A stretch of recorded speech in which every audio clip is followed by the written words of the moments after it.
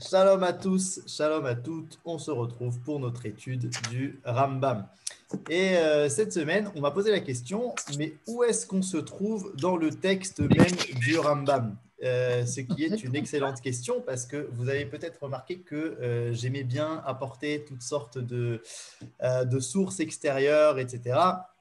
Parce qu'en fait, l'essentiel, on va dire, du texte du Rambam, c'est de nous amener ce concept-là de la Torah orale, c'est-à-dire c'est quoi son origine, comment est-ce qu'elle est transmise, qu'est-ce que ça veut dire la Torah orale aujourd'hui pour nous. Et donc, je me sers beaucoup en fait de ce texte du Rambam pour élargir ce sujet-là. Mais malgré tout, on est dans Yeshiva Online et donc on veut étudier dans le texte même.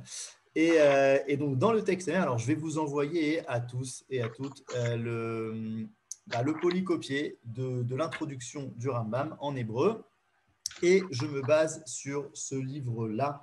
C'est parce qu'en fait, il y a beaucoup d'éditions de ce texte-là. Donc, on va se baser sur l'édition du Rav Shilat, qui est très pratique puisqu'elle sépare les sujets en chapitres. Parce que le Rambam lui-même n'a pas séparé en chapitres. Il a écrit d'un coup, étant donné que c'est juste une introduction finalement. Mais c'est une introduction qui s'est révélée être peut-être beaucoup plus longue que ce qu'il avait lui-même prévu, parce qu'il part en fait dans toutes sortes de parenthèses. Par exemple, le chapitre 2, c'est une énorme parenthèse sur le sujet de quel est le vrai prophète et le faux prophète. D'accord? Et en fait, ce sujet-là, Chaverim, eh ben, pour l'instant, on va le sauter. On va le sauter. Donc, on a fait déjà ensemble tout le chapitre Aleph qui parlait de la transmission dans le désert. Le chapitre Aleph, on va peut-être le définir par la période de Moshe, c'est-à-dire la Torah orale qui est donnée du mont Sinaï à Moshe Rabbeinu et pendant les 40 ans dans le désert, etc. À la fin de cette description-là, il fait le Rambam une énorme parenthèse sur les différentes sortes de prophètes, très bien. Et en fait, au début du chapitre Guimel, qu'on va voir maintenant, eh bien, il reprend cette transmission-là et nous parle donc de Yehoshua et de qu'est-ce qui s'est passé après Yehoshua, etc. etc. Donc là, selon ce texte-là que je vais vous envoyer, on est au tout début du chapitre Guimel. Alors, dans le chat, on a posé la question, quel est le titre du livre en français s'il existe? Alors, il existe puisqu'on m'a envoyé une question et je pense que le titre, c'est Introduction introduction du Rambam à la Mishnah. Alors, voilà, il y vous en a. l'avez. Préface. Il y a Ouais. elle et celle-là. Il a fait. Alors, Voilà. Rambam, Mais il y a préface pas, à la Mishnah. voilà, mais il n'y a pas que ça. Il y a plusieurs livres du Rambam dedans. Il y a Je les pense qu'il y a Monaes trois. Pratim, il y a plusieurs choses. À mon avis, Mais il y a c'est avec, trois introductions. Il y a celle de la oui, Mishnah, celle du Perek Relek et celle voilà, de Pirkei Avot qui s'appelle le Shmona Prakim. ça. C'est les trois grandes introductions de pensée, finalement, du Rambam. Donc, Oui. on aura les mêmes chapitres. Donc, ce livre-là, il existe et il y a les mêmes chapitres. Excusez-moi, Bécéder. j'ai pas compris. Le titre exact du livre pour le commander, c'est quoi exactement? Alors, regardez, c'est Préface à la Mishnah du Rambam. Voilà, Yael Ilouz qui nous fait un superbe partage d'écran. Merci. Rambam, Préface à la Mishnah. Voilà. On m'a Et c'est aussi… quelle édition? Alors, ça, c'est Yael qui répond. J'en sais rien. Alors, vous pouvez l'enverrer dans le chat ou David Altar. Exactement, on l'enverra après par mail, on fera un petit résumé du livre, quel livre, etc. Super. Et on m'a aussi demandé de laisser du temps à la fin du cours pour les questions. Donc voilà, s'il y en a qui ont des questions, on va finir peut-être un tout petit peu avant et on laissera du temps pour les questions. Alors, qu'est-ce qu'on a fait jusqu'à maintenant? Donc, on a vu justement la période de Moshe Rabbeinu, la période donc des 40 ans dans le désert, puis on a commencé à voir la période de l'après-Moshe, c'est-à-dire au suivi, donc c'est passé à Yehoshua, puis à tous les prophètes, etc., etc. Alors là, on va revenir dans le texte du Rambam et on va aujourd'hui s'occuper justement d'un petit détail, mais très important là-dessus. Alors…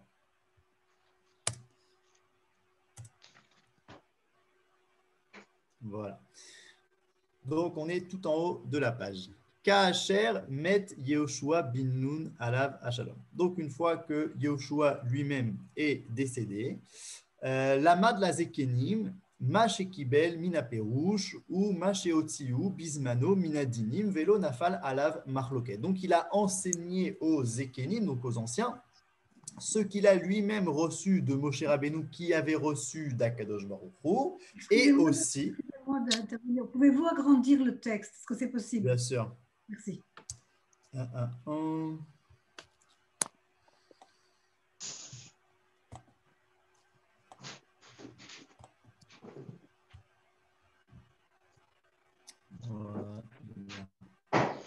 C'est bon, pas plus. Comme ça va? Merci. Oui, c'est bien. Très bien.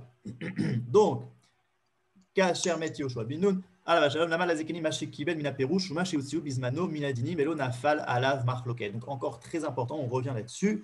Il a transmis aux anciens deux choses. Petit 1, ce qu'il a reçu de Moshe Rabbeinu, qui a lui-même reçu du Sinaï et de Akadosh Baruch Hu. Donc, c'est vraiment la transmission, la fidélité parfaite. Et deuxième chose, c'est ce qui s'est renouvelé. Ça veut dire à son époque, à Yehoshua, il y a eu une tonne de nouvelles questions. Ils ont dû trancher selon leur intellect et selon leur tribunal, donc selon la majorité. Et ça aussi, il fallait apprendre ces nouvelles décisions et les transmettre, d'accord? Donc là, on voit tout de suite qu'en fait, la Torah orale, c'est quelque chose qui grandit avec les générations. C'est quelque chose de dynamique et quelque chose qui se gonfle, Bézéder. Ça veut dire qu'aujourd'hui, par exemple, en quantité, il y a énormément plus de lois et de décisions qu'on connaît aujourd'hui, puisqu'en fait, on est après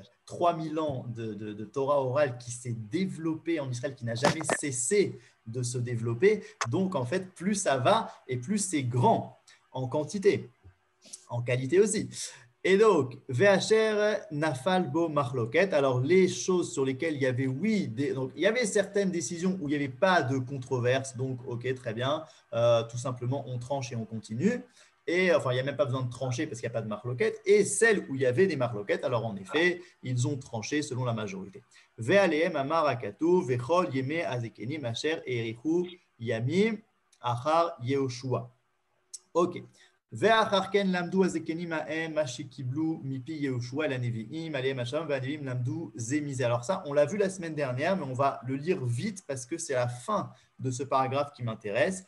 ואין זמן שלא היה בו התבוננות וחידוש העניינים. Il n'y a pas eu une seule génération où on ne s'est pas remis en question, on n'a pas posé des questions, on n'a pas essayé de comprendre un petit peu mieux ce qui se passait, on n'a pas eu de nouveaux cas dans la réalité qui nous ont forcés à aller plus loin et à se poser la question, mais qu'est-ce que la Torah veut de nous dans ce cas-là? Et donc, on se réunit, on réfléchit, etc. À toutes les générations, il y a toujours eu ce style de phénomène. והיו חכמי כל דור מסמימים דברי הקודמים עיקר והיו לומדים מהם ומחדשים עניינים והעיקרים המקובלים לא נחלקו בהם עד הגיע הזמן לאנשי כנסת הגדולה. Et donc, à chaque fois, on mettait les propos de la génération d'avant comme quelque chose de solide, comme quand on construit un bâtiment. Ça veut dire que chaque génération, c'est une pierre en soi et on se repose sur la pierre qu'on vient de poser pour mettre la pierre d'après. Ça veut dire qu'on considère que les propos de génération d'avant sont extrêmement importants, extrêmement solides. On se repose sur eux pour pouvoir avancer jusqu'à ce qu'on arrive à cette génération qui s'appelle Anshe Knesset Hagedolah. Anshe Knesset Hagedolah, c'est en fait ce qu'on appelle en français la Grande Assemblée. La Grande Assemblée, ça va être… Alors, il faut faire la différence entre le Grand Tribunal, qu'on appelle le Sanhedrin, et la Grande Assemblée. Okay, le Grand Tribunal, on parle d'un tribunal de 70 ou 71 personnes, et la Grande Assemblée, on parle d'une assemblée de 120 personnes. Et alors, qui l'a fondée? Alors, a priori, c'est Ezra Asopher qui a fondé cette grande assemblée au retour de la première galoute. La première galoute, quand on est parti donc à Bavel, qui est devenue ensuite la Perse, où il y a eu l'histoire de Pourim pendant 70 ans. À la fin des 70 ans, il y a l'histoire de Pourim. Puis, on revient en Eretz Israël pour construire le deuxième temple. Et là, Ezra Asopher ressent le besoin de créer une nouvelle institut qui n'existait pas jusqu'à maintenant, qui s'appelle la Grande Assemblée, avec 120 Chachamim, dont certains étaient les derniers des prophètes, etc. Pourquoi est-ce qu'il a fait ça? Eh bien, sûrement pour donner un nouveau souffle, en fait, un renouveau à ce retour en Israël, parce qu'on a maintenant un peuple qui revient de Galout. D'ailleurs, pas tout le monde du tout n'est revenu de Galout, et donc il fallait leur donner une certitude comme ça, quelque chose de solide et de puissant qui vienne donner un nouveau souffle à cette Torah. Et donc, en plus, on va dire, du grand tribunal de 70 personnes, il crée cette institution de la Grande Assemblée. Et on va voir tout de suite quel a été son rôle. Donc, Azman et Anchik Zagdola, VM Chagai Zechar Malachi Bedene Bechaam Mishael Ve'Azaria, Ve'Ezra Asofer Ve'Nechemia Ben Chaklaya ou Mordechai Ve'Zerubbabel Ben Shaltiel, Ve'Nilvu Le'ele Aneim Ashlemot Mea Ve'Esrim Zaken Minacheresh Ve'Amizgar Ve'Domehem, Ve'idbonenu Gam Hem Ka'asher Asu Akonim Lahem Ve'Gazru Gzerot Ve'Tiknu Takanot. Alors ça, c'est le nouveau point que j'aimerais qu'on parle aujourd'hui. Jusqu'à maintenant, on a vu que donc ils répètent ce qu'ils ont reçu de Moshe et bien entendu, ça a sauté un peu, voilà. Et ils réfléchissent et ils tranchent la halakha. Très bien. Mais ils font aussi autre chose qu'on n'a pas encore parlé. C'est la phrase qui est soulignée ici, c'est Em gazru gzerot vetiknu takanot. Alors, qu'est-ce que ça veut dire? Ça veut dire qu'ils ont instauré des décrets. Vetiknu takanot. Alors, en français, c'est compliqué parce que c'est un petit peu la même chose. Ça veut dire que les deux termes veulent dire instaurer des décrets. Seulement, il y a deux styles de décrets. Il y a ce qu'on appelle des gzerot et des takanot. Alors, les gzerot, c'est des décrets qui sont, on pourrait dire, entre guillemets, des décrets négatifs, et les takanot, des décrets positifs. Qu'est-ce que je veux dire par là? Une gzera, c'est pour empêcher d'en arriver à faire une avera. D'accord? C'est-à-dire, par exemple, un exemple qu'on connaît tous, on n'a pas le droit de manger de la viande avec du lait. Eh bien, pour ne pas en arriver à manger de la viande avec du lait, les chachamim vont faire une gzera qui va être d'attendre un certain nombre de temps entre la viande et le lait. Ça peut être 1 heure, 3 heures, 6 heures selon les minagim, mais en tout cas, d'attendre un certain cercle, d'éloigner en fait l'homme de la faute.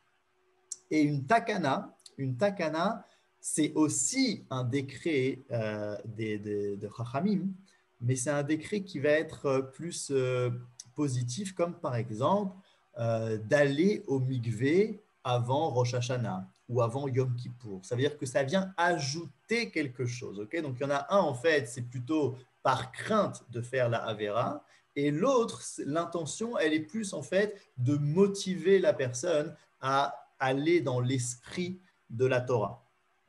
Et en fait, ça, ce n'est pas une invention du tout. Ça a toujours existé depuis Moshe Rabbeinu. Donc, on n'a pas parlé jusqu'à maintenant, mais c'est de ça qu'on va parler maintenant.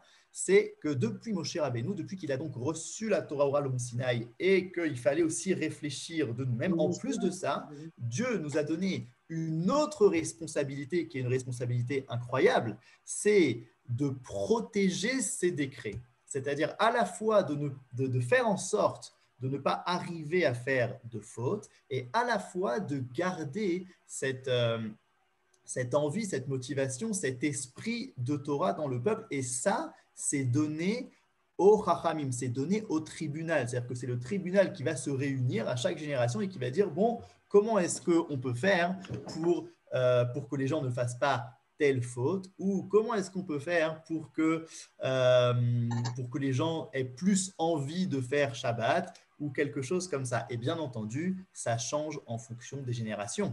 Et donc, on va voir que toutes ces xérotes et ces takanotes-là vont être en fonction des générations. Alors, le truc aussi, c'est que pour annuler un décret, il faut qu'il y ait un tribunal qui soit aussi grand que celui qui l'est décrété.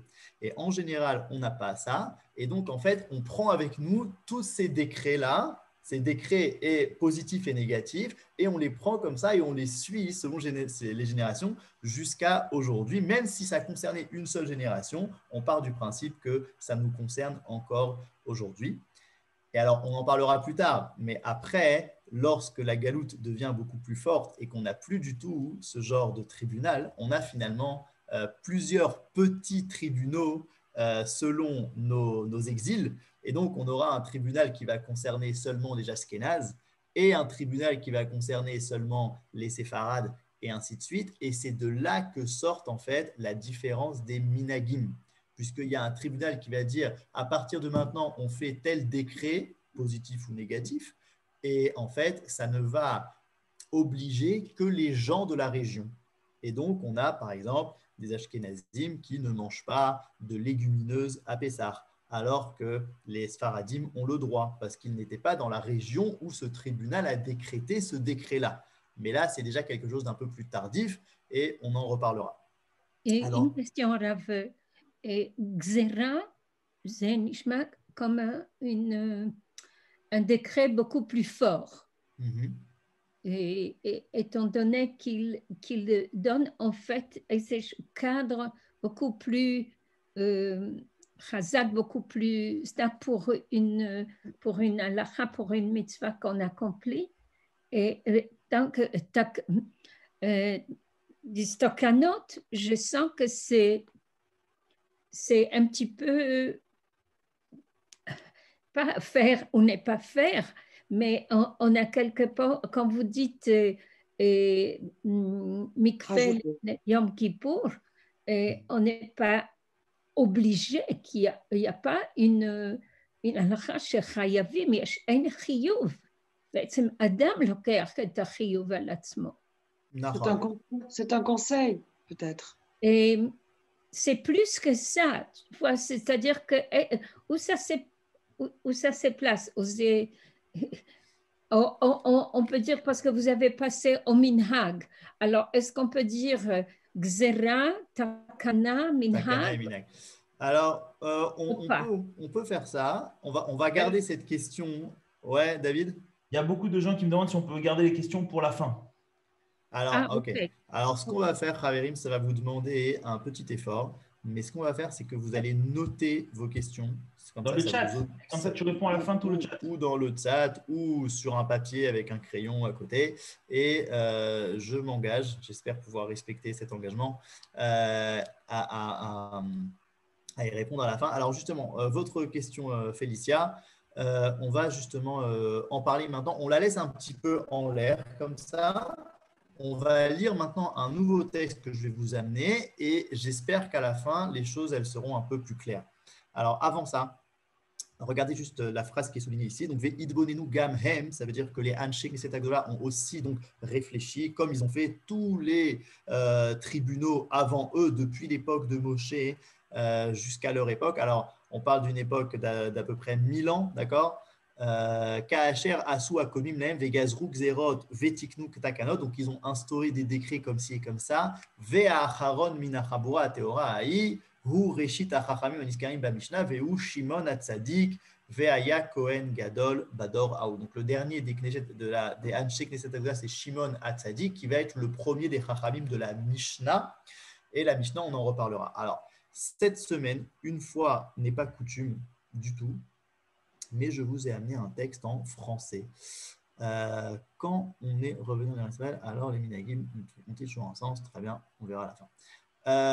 Un texte en français. Alors pourquoi je vous ai amené un texte en français? Parce que c'est plutôt bien traduit. Alors ce texte, c'est quoi? C'est à la base, c'est un texte qui est en hébreu du Pniné Halacha, du Rav Eliezer Melamed, qui est un contemporain et qui nous décrit de manière très claire c'est quoi ces histoires de ces xérotes, de ces décrets, on va dire, négatifs, et de ces takanot.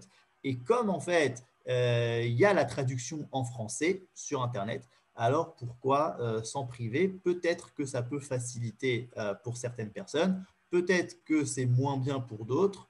Ça, vous nous le direz après le cours. Alors, regardons. Ce n'est pas de leur propre chef que nos sages ont décidé d'ajouter aux interdits déjà prévus par la Torah. C'est la Torah elle-même qui leur ordonne. Deux points. Il y a deux ordres, il y a deux parties dans cette mitzvah-là. Petit 1, placer des haies protectrices autour d'elle, comme il est dit dans la Torah écrite dans Vaïkra, ou Shmarten et Mishmarti. Donc, traduction, vous préserverez mon observance. Okay, c'est-à-dire, si on traduit naturellement, vous garderez ma garde. Mais si on traduit le sens, ça veut dire vous préserverez mon observance. Et donc, ce que nos sages entendent comme établissez une garde pour ma garde, des normes autour de mes normes, comme dit la Gemara dans Yevamot. C'est-à-dire, alors là encore, vous voyez ce lien entre la Torah écrite et la Torah orale, parce que la Torah écrite, finalement, elle dit « vous garderez ma garde ».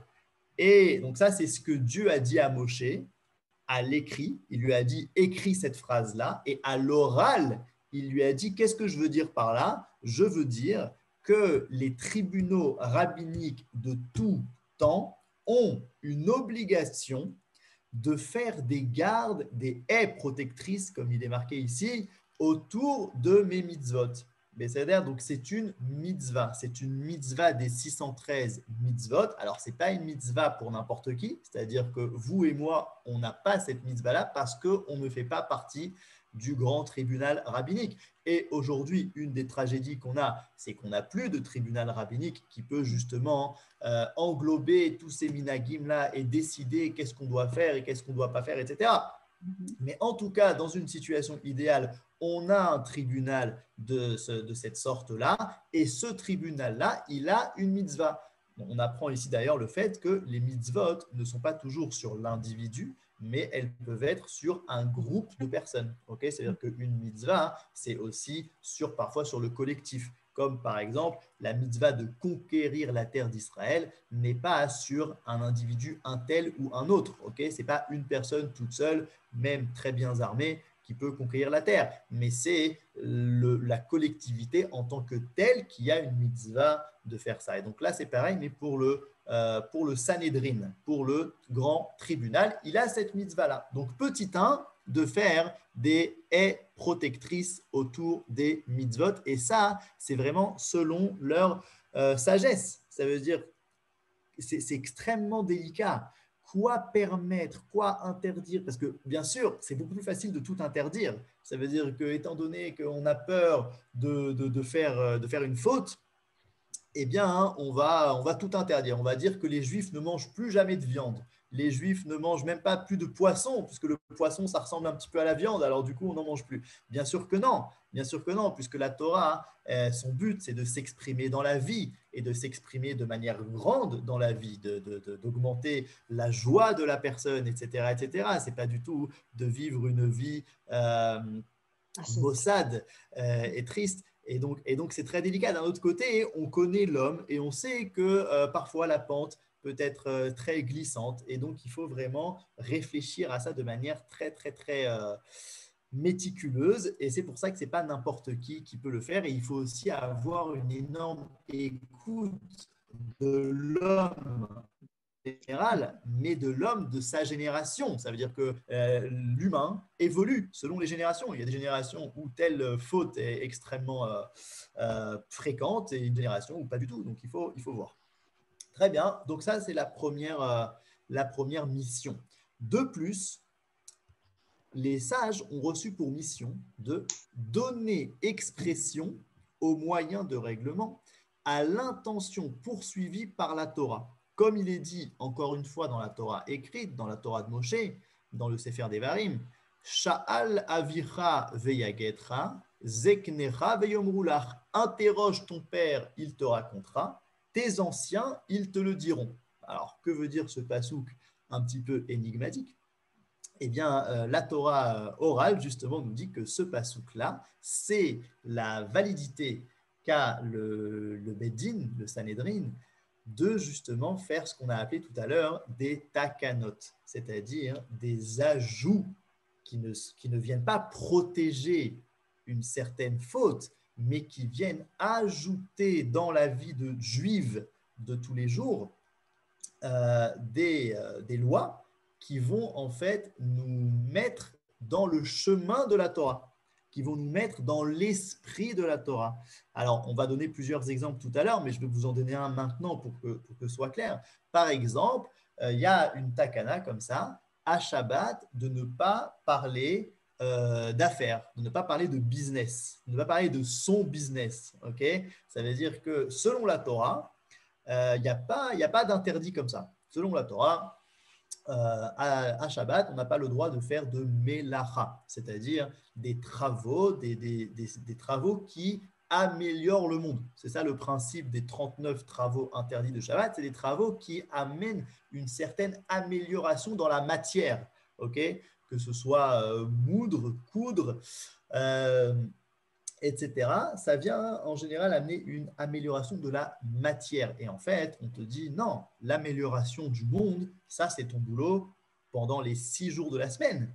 Mais le 7e jour, tu dois t'élever à être dans un monde qui n'a plus besoin d'amélioration et tu dois essayer de profiter d'un monde moins matériel justement et plus spirituel. Très bien, mais donc ça, c'est au niveau, on va dire, des interdits techniques. Mais les chachamim viennent et disent, ce n'est pas que ça, vous allez aussi avoir maintenant l'interdiction de parler de business Shabbat, enfin en tout cas de votre business. Pourquoi ? Parce que justement, si on s'arrête de faire toutes les mélachot à Shabbat et qu'on est donc chacun chez nous, etc., eh bien, on pourrait arriver à une situation où finalement, c'est le jour où on fait le compte de tout ce que j'ai fait au niveau business cette semaine et tout ce qui me reste à faire la semaine prochaine. Donc, tous les Shabbats, je vais rencontrer l'équipe de ma boîte, ok, et on va discuter. On ne va même pas écrire, on ne va rien faire, mais on va même peut-être manger du tchoulent ou de la dafina. Mais en tout cas, on va discuter de business tout le Shabbat. Et ce n'est pas, bien entendu, ce n'est pas du tout le but. Ça veut dire que la Torah écrite, elle vient pas te le dire, mais les chachamim, dans leur sagesse, qui connaissent l'esprit de la Torah et qui veulent nous influencer, nous forcer à être dans cet esprit-là, eh bien, ils vont faire ce genre de takanot. Et alors, juste, je commence à répondre à Félicia, ces takanot-là, hein, c'est la halacha. C'est-à-dire, ce n'est pas encore les minagim. Les minagim, on en parlera après, mais c'est une halacha. Ça veut dire c'est une halacha. Alors, peut-être que c'est une halacha des Rabbanan, très bien. Ça veut dire instituée par nos sages, qui est un petit peu moins forte qu'une halacha de la Torah, de Horaïta. Mais ça reste une halacha de ne pas parler de business Shabbat. Alors, si déjà on a parlé de Shabbat, juste peut-être une mini parenthèse là-dessus, mais j'avais entendu un raf comme ça qui décrivait la chose de cette manière. Il disait que Shabbat, ça ressemble à, imaginez-vous, un grand tableau comme ça, une mosaïque, et chaque carré de la mosaïque a marqué « no ». Okay, c'est en anglais, il y a marqué non. C'est-à-dire que non.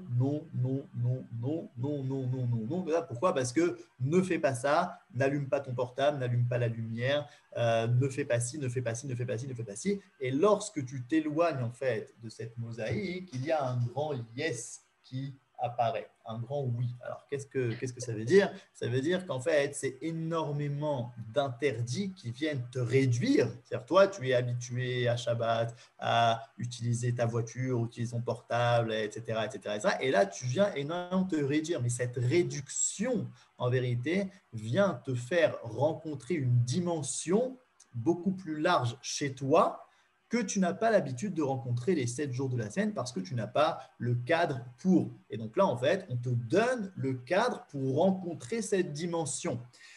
Et on peut comprendre Chachamim qui disent « Je veux que les Juifs rencontrent cette dimension-là et donc je vais tout faire pour empêcher ce qui pourra déranger à ça. » Comme par exemple, parler de business. Les Chachamim, ils ont dit par exemple qu'il fallait faire des bons repas Shabbat parce qu'il faut aussi être en joie. Et les Chachamim, ils ont dit qu'il fallait bien s'habiller le Shabbat, etc. Énormément de takanot pour justement qu'on soit en adéquation, qu'on soit au diapason avec l'esprit de la Torah. Très bien. Donc ça, c'est les deux missions. Deux missions, faire des haies protectrices et donner l'expression au moyen de règlement à l'intention poursuivie par la Torah. Et on voit que ces deux choses-là, leur validité, elle est de la Torah. C'est-à-dire que certes, c'est les Chachamim qui vont le faire, mais leur validité la prennent de la Torah, au même titre que Shabbat, Kashrut, etc., etc. Très bien. Et de notre côté à nous, donc ça, on va dire, c'est une mitzvah pour les Chachamim, une mitzvah pour les juges, mais nous, les Juifs simples, eh bien, de notre côté, regardez ici, les Juifs, de leur côté, ont ordre d'observer ces décrets et règlements, comme il est dit, encore une fois, dans les versets de la Torah, « Lo tasur minadavar asher yagidu lecha yamin ou smol » tu ne t'écarteras pas de la parole qu'ils te diront, ni à droite, ni à gauche. Donc ça, c'est une obligation pour nous autres simples juifs qui ne font pas partie du grand tribunal. Nous avons l'obligation d'écouter ce que ce grand tribunal nous dit de faire, parce que c'est en vérité la volonté divine qu'on les écoute. Et d'ailleurs, la Gemara ira même beaucoup plus loin, parce que la Torah s'exprime d'une manière un petit peu bizarre. Tu n'iras pas à droite ou à gauche de ce qu'ils te disent. Et la Torah dit pourquoi, la Gemara dit pourquoi est-ce qu'il y a marqué de cette manière-là? Parce que même s'ils te disent que la droite c'est la gauche ou que la gauche c'est la droite, tu dois quand même les écouter. Ça veut dire que c'est complètement fou. C'est-à-dire que toi, tu vois devant toi que ça c'est la droite et eux ils te disent non, c'est la gauche, eh bien tu dois annuler ta compréhension personnelle face à leur sagesse. Alors là, il y a deux cas. Soit, en vérité, c'est eux qui ont raison, mais c'est toi qui n'a pas bien vu. Donc, heureusement que la Torah te dit de les écouter. Soit, réellement, ils peuvent se tromper. Ils peuvent se tromper. Ça existe, un tribunal de Chachamim qui se trompe. Mais il faut comprendre que c'est justement ça la grandeur de la Torah orale, c'est qu'elle est réellement donnée comme responsabilité aux hommes et que nous, on a un devoir de la respecter. Et que si elle se trompe, il faut, on va dire, élever notre foi à se dire que même là où elle s'est trompée, eh bien, c'était la volonté divine. Il faut faire en sorte de ne pas se tromper, il faut faire le maximum, etc., etc. Mais après tout, il y a eu quelque chose, il y a eu une erreur. Alors, il y a certains cas où on peut réparer l'erreur, certains cas où c'est plus compliqué, mais en tout cas, ça comprend même des erreurs. Il y a un sacrifice particulier pour un tribunal rabbinique qui s'est trompé. Ça existe, ça veut dire ils viennent demander pardon. D'ailleurs, ils peuvent se tromper de plusieurs manières possibles. Ça veut dire ils peuvent faire des lois protectrices ou trancher des choses qui ne sont pas forcément justes. Mais s'ils sont honnêtes, qu'ils ont fait vraiment tout ce qu'ils ont pu et qu'ils sont arrivés à une erreur, entre guillemets, on ne leur a pas demandé plus que ça. Et s'il y a une erreur, eh bien, apparemment, c'est Dieu qui passe par les erreurs de l'homme aussi. Par contre, il y a un deuxième style d'erreur qui, là, sera beaucoup plus facile à réparer.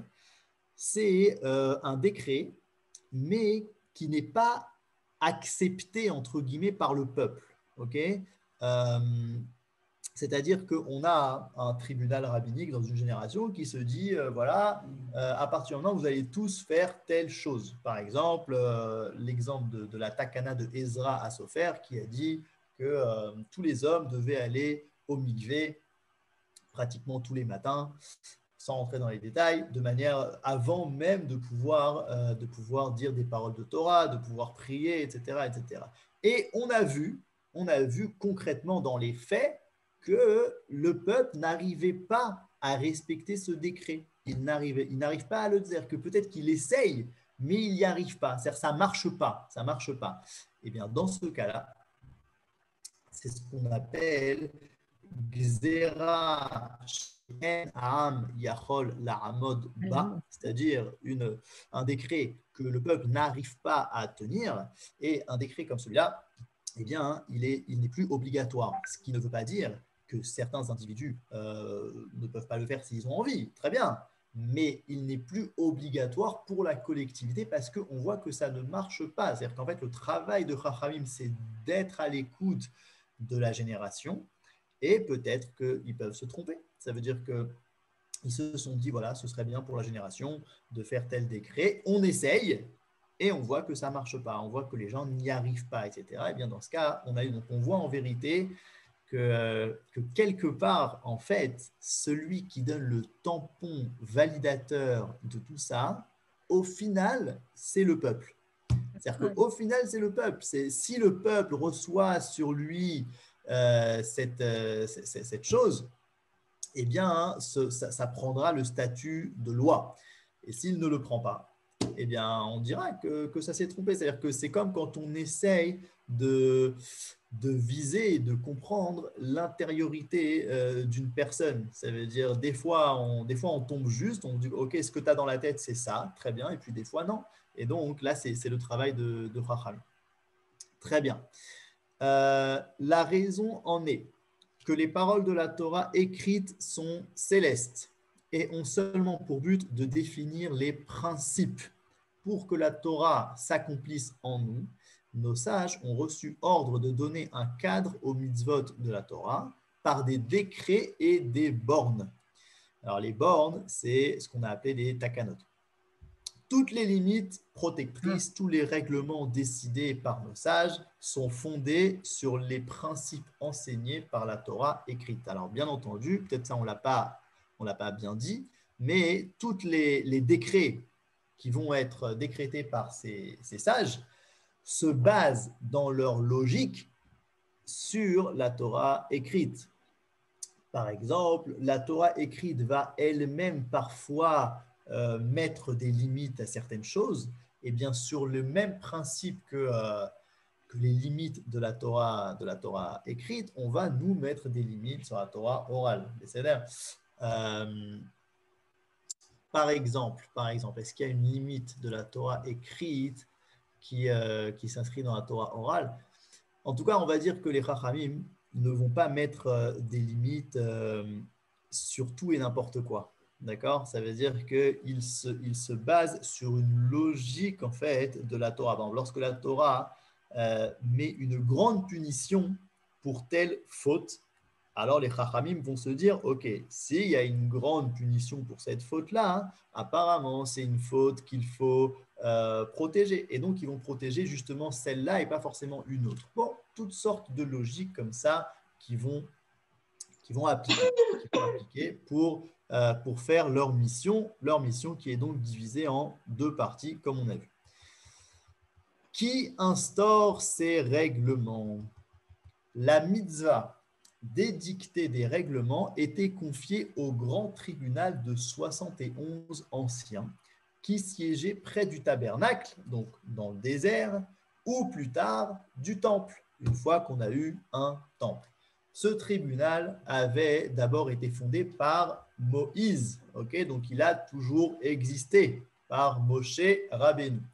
Et son existence se prolongea jusqu'à la destruction du deuxième temple. Donc ça veut dire la destruction de temple, c'est vraiment en vérité, on va en parler bientôt, le début d'une galoute très obscure. Et donc c'est à partir de ce moment-là aussi qu'on va commencer à réfléchir à écrire la Torah orale, justement parce qu'on n'a plus ce tribunal-là.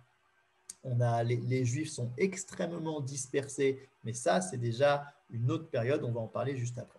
Donc, jusqu'à la fin du deuxième temple, tous les sages qui en étaient membres avaient reçu l'ordination transmise de maître à disciple depuis Moshe Rabbeinu.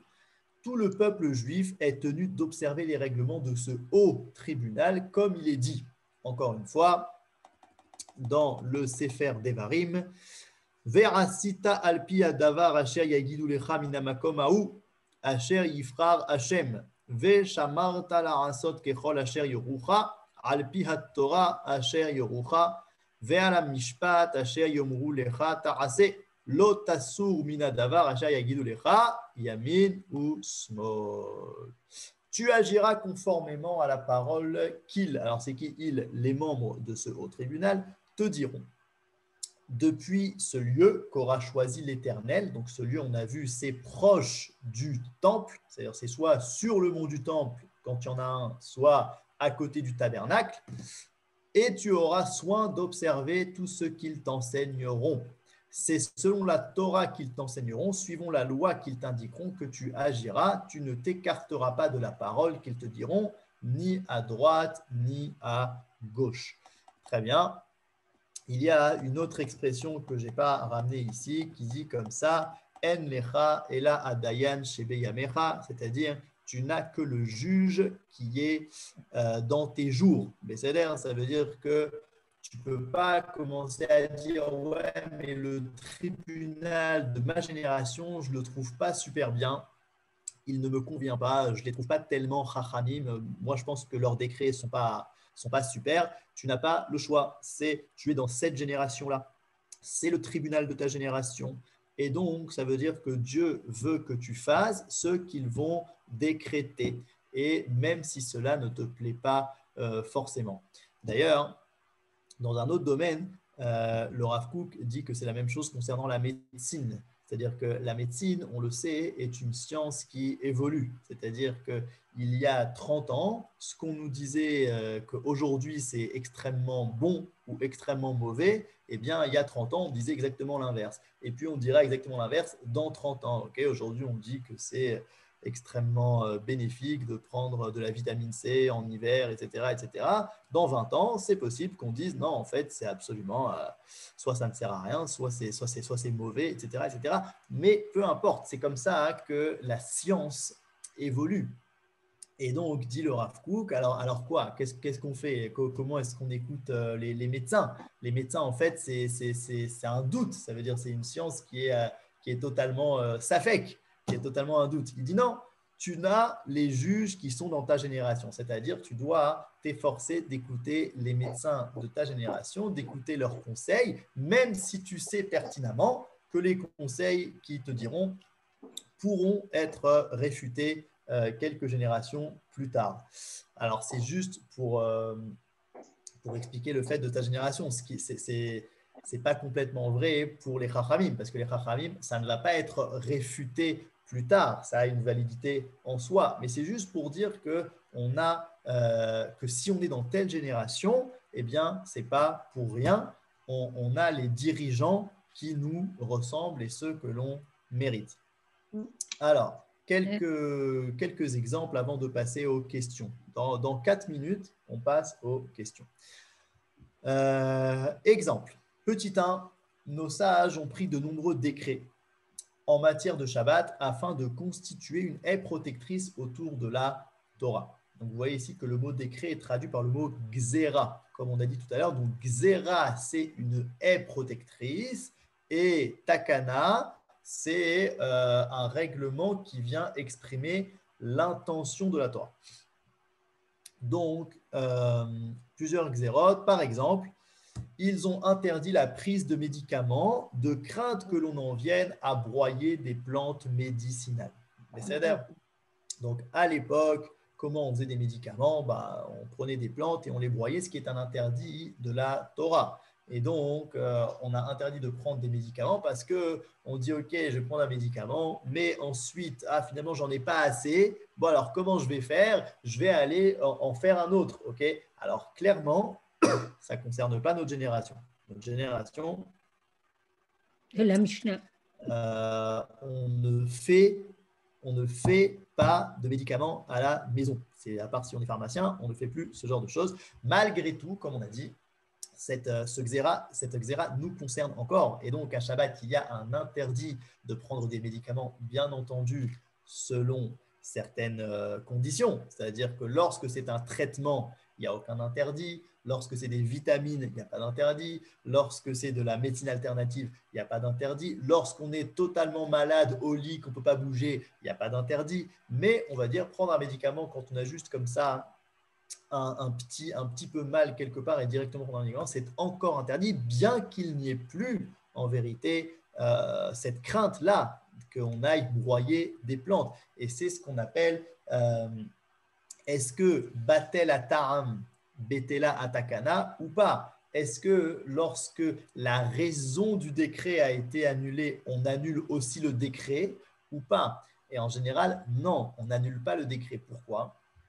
Parce qu'on dit qu'au final, même si les Chachamim ont donné une raison concernant ce décret-là, il est possible qu'ils aient enfoui dans ce décret-là plein d'autres raisons qu'ils n'ont pas forcément explicitées, mais qui existent.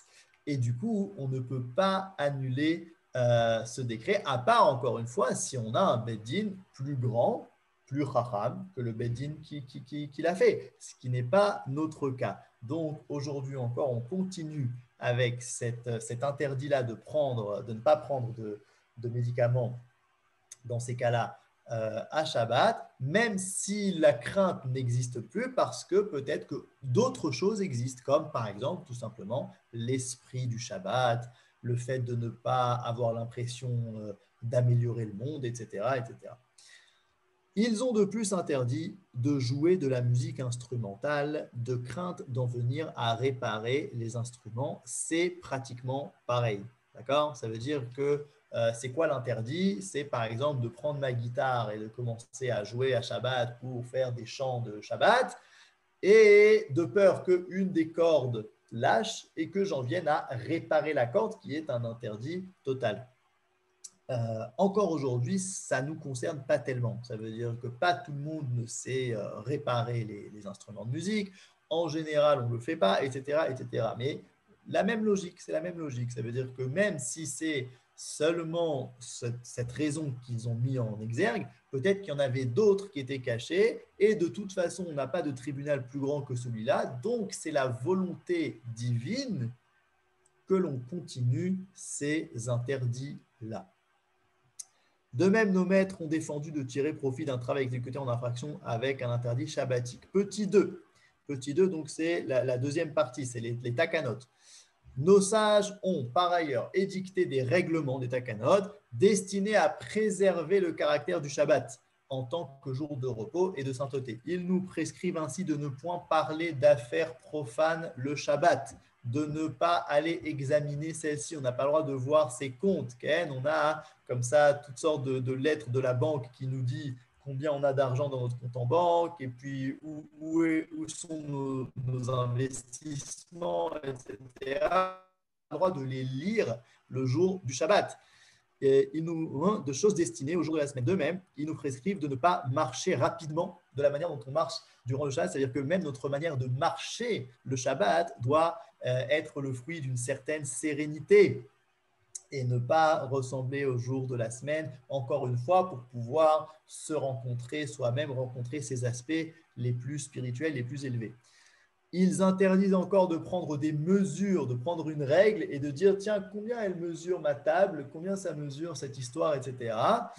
De la façon dont on mesure, parce que ça ressemble énormément, en fait, à ce que je fais la semaine, que j'ai une volonté d'améliorer le monde de la matière, etc.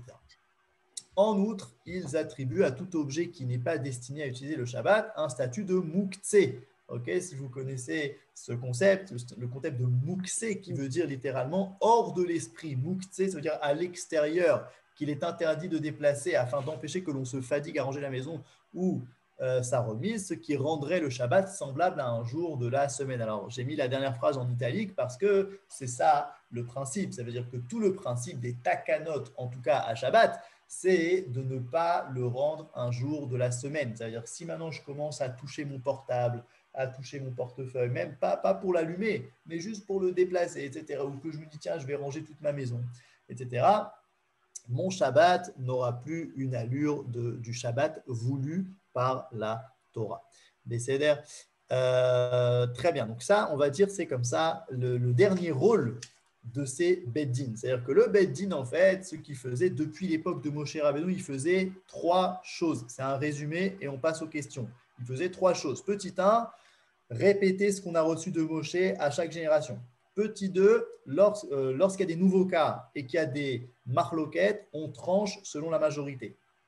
Et petit 3, on fait des xérot et des takanot. Alors, les minagim, j'en ai parlé une seconde aujourd'hui, mais on ne va pas en parler aujourd'hui, on va en parler plus tard parce que c'est une autre époque. c'est une autre époque. Et donc, cette époque-là, Chaverim, de ces trois sujets, elle a duré 1500 ans, puisque regardez, la première période, c'est la période de Moshe Rabbeinu dans le désert, donc de 40 ans, et la deuxième période qu'on vient de finir aujourd'hui, c'est l'époque des prophètes et des deux temples et des Tanaïm. Ça veut dire que même si la prophétie finalement s'est arrêtée en plein milieu de cette époque, la Torah orale, elle, n'a pas du tout été touchée. Elle a totalement continué son chemin comme elle le faisait avant, comme nous a dit le Rambam la dernière fois, que le fait d'être prophète ne change rien au niveau de la Torah orale. Ce n'est pas parce que tu es prophète que tu réfléchis mieux, que tu sais mieux où est la volonté divine. Mais c'est juste, c'est une fois que ça a été donné à l'homme, alors c'est selon l'intellect humain. Et l'intellect humain n'est pas le fruit de la prophétie ou pas. Et donc, cette période-là, où les hommes, et plus exactement le tribunal, va créer, va répéter, transmettre, créer de la Torah orale, va durer 1500 ans. Jusqu'à quoi? Jusqu'à la troisième période qu'on va voir, si Dieu veut, la semaine prochaine, qui est l'écriture de la Torah orale. Et là, je pose une question qu'on va laisser ouverte jusqu'à la semaine prochaine, c'est il y a un interdit d'écrire la Torah orale, et la question c'est pourquoi? Pourquoi est-ce qu'il y a un interdit d'écrire la Torah orale? Pourquoi est-ce que ce serait si grave de l'écrire finalement? Et alors, s'il y a un interdit, pourquoi est-ce qu'on l'a quand même fait? Ok, tout ça, on en parlera la semaine prochaine. Il nous reste 5 minutes pour voir les questions. Alors, je vais d'abord regarder le chat et s'il y a des gens qui posent des questions, avec plaisir. Quand on est, alors, Chava, Evelyne, quand on est revenu en Eretz Israël, alors les minagim ont-ils toujours du sens? La réponse est oui, puisque Am Israël est sorti, donc s'est dispersé dans énormément de pays. Dans chacun de ces pays, il y avait une sorte de tribunal donc, qui instaurait des minagim. Parfois d'ailleurs, les minagim n'étaient pas instaurés par des tribunaux, mais étaient instaurés par le peuple lui-même. Le peuple lui-même s'est dit, voilà, ce serait bien. Il y a beaucoup de gens qui ont commencé à faire ça jusqu'à ce que ce soit carrément obligeant pour tout le monde de faire tel halakha. Et donc, chacun l'a fait, mais chacun dans son coin. Okay, c'est-à-dire que les Yéménites chez eux, les Ashkénazim, les Sépharadim, etc. Et lorsqu'on revient en Israël, eh bien, finalement, c'est une certaine richesse. C'est une richesse de Torah qui s'offre à nous, chacun selon ses minhagim. Alors oui, mais cette richesse, elle peut engendrer une séparation. Déjà, premièrement, il ne faut pas que cette richesse engendre une séparation. Ça veut dire qu'il faut accepter l'autre comme il est et avec justement cette richesse-là. Et aujourd'hui, en Israël, il y a énormément, Baruch Hashem, de mariages intercoutumes. Et c'est une très bonne chose. Malgré tout, nous espérons le rétablissement très vite d'un grand tribunal qui va faire un petit peu d'ordre là-dedans et qui va sûrement annuler certains minagim, qui va peut-être en instaurer des nouveaux et qui va rendre en vérité toutes ces coutumes-là quelque chose de beaucoup plus unitaire. C'est-à-dire que réellement, on aura on ira tous plus ou moins dans le même sens. En attendant, c'est très bien de respecter les minagim de nos pères parce que c'est de la Torah que l'on prend avec nous de la galoute et qu'on emmène en Eretz Israël et c'est une très bonne chose. Et puis donc, que si chacun le fait, voilà, ça enrichit tout le monde. En attendant d'avoir un tribunal capable de nous diriger sur ce sujet.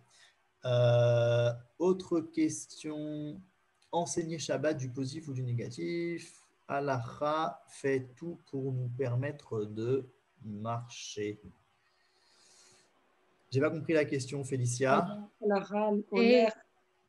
C'est-à-dire que vous avez parlé des xérotes, des takanot, mais disons que pour moi, enseigner Shabbat, surtout que j'enseignais aux Juifs d'Urs, je n'arrivais pas à leur enseigner Shabbat comme des interdits.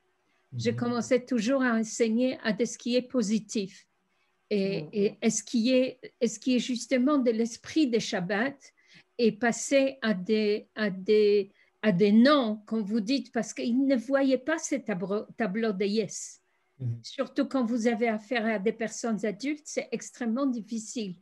Et quand moi, j'ai commencé à apprendre, on me disait, c'est interdit, c'est interdit, c'est interdit. Alors, on a une sorte de, si vous voulez, c'est apprécié. Alors, le meilleur moyen pour enseigner Shabbat, en vérité, c'est tout simplement par la pratique. Ça veut dire que c'est ce qu'on dit, Gadol Shimusha Milimuda, c'est-à-dire que l'expérience même de la chose va s'ancrer dans la personne beaucoup plus que sa compréhension intellectuelle. C'est-à-dire que lorsqu'il y a un Rav, par exemple, voilà, le Rav nous enseigne toutes sortes de paroles de Torah, etc., un contenu intellectuel, très bien. Mais on dit comme ça qu'on apprend du Rav beaucoup plus sa manière de se comporter. C'est-à-dire que si on est invité chez lui Shabbat et qu'on le voit par exemple prier, on le voit parler à ses enfants, etc., ça va être quelque chose d'expérimental. Donc en vérité, quand on veut enseigner Shabbat à des adultes qui sont loin,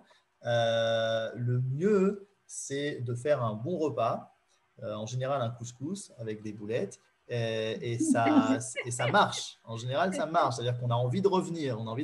C'est sympathique, c'est une ambiance, c'est sympa. Et c'est comme ça qu'on commence. Et après, bien sûr, une fois qu'il y a déjà ce vécu minimal, alors on peut commencer à dire, tu sais, si on interdit ça, ça, ça et ça, tu vas voir que ce vécu va prendre une dimension encore plus grande, etc., etc. C'est Negiyan le Neshama, ok? C'est là que ça se place. Aussi, ma question en rapport à la halakha. Nous savons qu'halakha, elle fait tout pour nous permettre de marcher. C'est en fait une phrase pour confirmer ce que je comprends de la halakha. Que la halakha est là pour nous permettre de continuer à vivre. Moi, c'est vrai, la halakha, d'ailleurs, c'est les mêmes racines que le mot alikha, qui veut dire le fait de marcher. Et en effet, la halakha nous permet de continuer notre chemin, absolument. Parce que quand vous parlez d'exérot, de takanot, etc., on a l'impression de rétrécissements, à souci à la Torah, mais de notre côté, halakha, c'est... Alors, okay, peut-être que je n'ai pas assez dit, mais bien entendu, tous ces décrets-là ont pour but de continuer l'esprit de la Torah. Et que imaginez-vous une seule seconde notre Shabbat, sans tous ces décrets-là de Chachamim, notre Shabbat n'aurait pas du tout la même tête. Okay, on aurait le droit d'aller au chouk pour troquer des choses. Notre Shabbat, en vérité, ressemblerait énormément à un jour de semaine, et ce n'est pas du tout le but. Voilà, Shavua Tov, c'est un plaisir. Raphaël. Merci.